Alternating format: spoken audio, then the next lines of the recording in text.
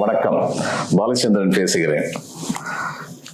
பல்லவர்கள்ல சிம்ம விஷ்ணு, அதுக்கப்புறம் மகேந்திரவர்மன், 2 பல்லவர்களை பற்றி பார்த்தோம். அவங்களுடைய பெயரை தாங்கிய ஊர்களை பற்றி பார்த்தோம்.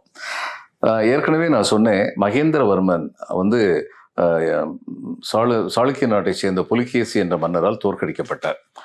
அதை வச்சுதான் ஒரு பெரிய கற்பனை கதை கல்கி தீட்டேன். சிவகாமியின் சபதம் அப்படின்னு ஒரு பெரிய கற்பனை கதை. சிவகாமிங்கிறது ஒரு கற்பனை பாத்திரம். அவளை நரசிம்மவர்மர், மகேந்திரவர்மனுடைய மகன், காதலிச்சதாகவும், ஆனா அந்த காதல் வெற்றி பெற்றால் தன்னுடைய பலம் குறையும் சொல்லி பாண்டிய நாட்டு இளவரசியை இவருக்கு திருமணம் செய்து வைக்க மகேந்திரவர்மன் முயற்சி எடுத்ததாகவும், அதுக்காக வேண்டி சிவகாமியை ஒட்டி இவர் பிரியறதுக்கு என்னென்ன செய்ய முடியுமோ அத்தனையும் செஞ்சாலும் அந்த கதையில வரும். அடுத்து இவர் சாளுக்கிய நாட்டு மன்னர் புலிகேசி சிவகாமியை கடத்திட்டு போயிட்டாரு. அந்த சிவகாமி அங்க ஜெயில இருந்தாங்க. இவங்க விடுவிக்கிறதுக்காக போனாங்க. இவருடைய நரசிம்ம பல்லவனுடைய ஆட்கள் போனபோது அவங்க இல்லை, நாம் இந்த மாதிரி இரவோட இரவா தப்பிச்சு வர முடியாது, வென்றி என்னை கொண்டு செல்லுங்கள்னு சொன்னதாகவும், அதன் காரணமாக அவர் போர் நடத்தியதாகவும், இப்படிலாம் ஒரு கற்பனை கதையை அவர் நடத்தியிருக்காரு. ஆனால் இந்த கற்பனை கதைக்கு பின்னாடி உள்ள வரலாறு என்னன்னா, தன் தந்தையை தோற்கடித்த சாளுக்கிய மன்னனை பழிவாங்கினார் நரசிம்மன். நரசிங்கன்னு சொல்லுவாங்க, நரசிம்மன்னு சொல்லுவாங்க. பழிவாங்குதல் பொருட்டு படையெடுத்தார். இவருக்கு பரஞ்சோதி என்ற பாண்டிய நாட்டை சேர்ந்த மிகப்பெரிய வீரர் இவருடைய படை தளபதியாக இருந்தார். அந்த பரஞ்சோதி பின்னாடி சிறு தொண்டர்னு சொல்லி 60 நாயன்மார்கள் ஒருத்தரா அவர் பின்னாடி போரே வேண்டாம்னு சொல்லி மனம் திருந்தி ஆயிட்டார். இவர் சேக்கிழார் அந்த பரஞ்சோதியை பற்றி என்ன சொல்லுவார்? மன்னவர்க்கு தண்டு போய் வடபுலத்து வாதாவி தென்னகரம் துகளாக செய்தார் அப்படின்னு தூள் தூளாக்கிட்டாரு அப்படின்னு சொல்லி பரஞ்சோதியை பற்றி பாடுவார். இதெல்லாம் இவருடைய பெருமை. இவருடைய காலத்துல தான் மல்லை அப்படிங்கிற பேர்ல இருந்த ஒரு துறைமுக நகரம் மாமல்லபுரம் அப்படின்னு சொல்லி பெயர் மாற்றம் பெற்றது. அதற்கப்புறம் இன்னைக்கு மகாபலிபுரம்னு சொல்லி மறுபடியும் பெயர் மாற்றம் முற்று பெற்று விட்டது அப்படிங்கிறது இருக்கு.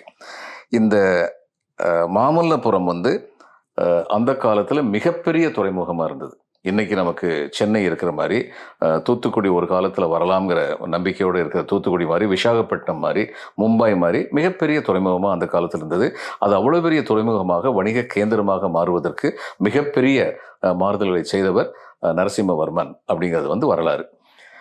இதே மாதிரி பரமேஸ்வரவர்மன் அப்படின்னு 7ஆவது நூற்றாண்டுடைய பிற்பகுதியில் ஒரு சிறந்த பல்லவ மன்னர் இருந்தார்.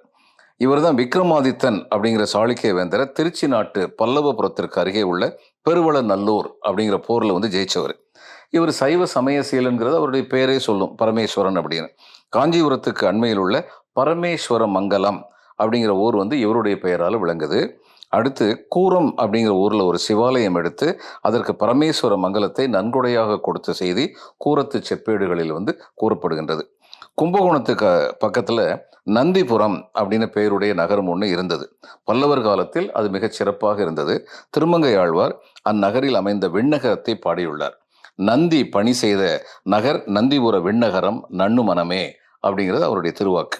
அந்த ஊர் இன்றைக்கு நாதன் கோயில் அப்படின்னு சொல்றாங்க.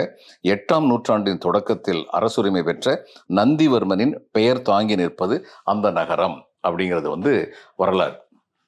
அப்போ மன்னர்கள் சிறந்த மன்னர்களாக அறியப்பட்டவர்களை பற்றி மக்களே மனம் இப்படி அவருடைய பெயர்களை வைத்திருக்கின்றார்கள். அதன் காரணமாகத்தான் அந்த பெயர்கள் பல நூற்றாண்டுகளாக நிலைத்து நின்று கொண்டிருக்கின்றன அப்படின்னு நம்ம உணரலாம் என்று சொல்லி இன்றைய நாளை முடித்து இன்னும் தொடர்வோம். நன்றி, வணக்கம்.